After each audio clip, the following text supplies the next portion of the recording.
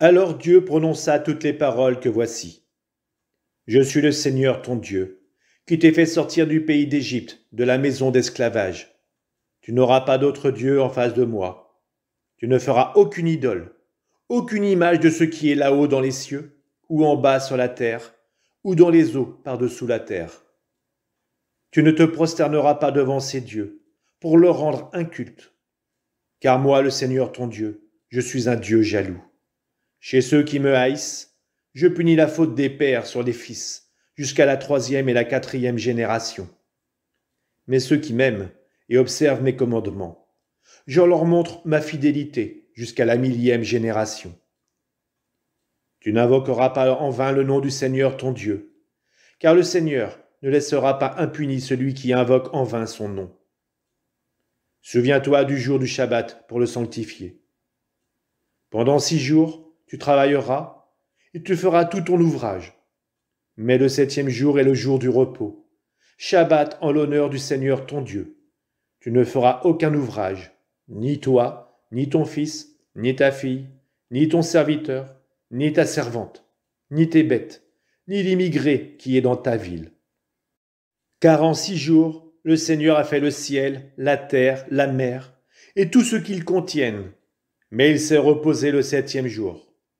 C'est pourquoi le Seigneur a béni le jour du Shabbat et l'a sanctifié. Honore ton père et ta mère, afin d'avoir longue vie sur la terre que te donne le Seigneur ton Dieu. Tu ne commettras pas de meurtre. Tu ne commettras pas d'adultère. Tu ne commettras pas de vol. Tu ne porteras pas de faux témoignage contre ton prochain. Tu ne convoiteras pas la maison de ton prochain. Tu ne convoiteras pas la femme de ton prochain, ni son serviteur, ni sa servante, ni son bœuf, ni son âne, rien de ce qui lui appartient.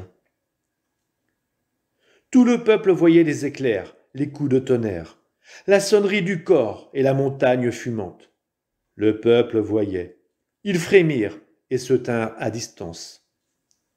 Ils dirent à Moïse, « Toi, parle-nous, et nous écouterons, mais que Dieu ne nous parle pas, car ce serait notre mort. » Moïse répondit au peuple, « N'ayez pas peur, Dieu est venu pour vous mettre à l'épreuve, pour que vous soyez saisis de crainte en face de lui, et que vous ne péchiez pas. » Le peuple se tint à distance, mais Moïse s'approcha de la nuée obscure où Dieu était.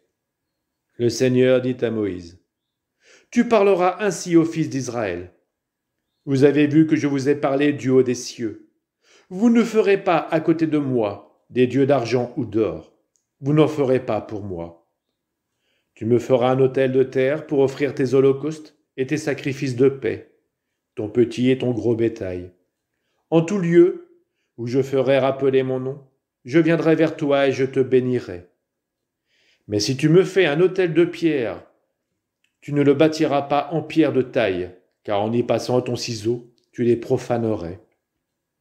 Et tu ne monteras pas à mon autel par des marches, afin que ta nudité n'y soit pas découverte.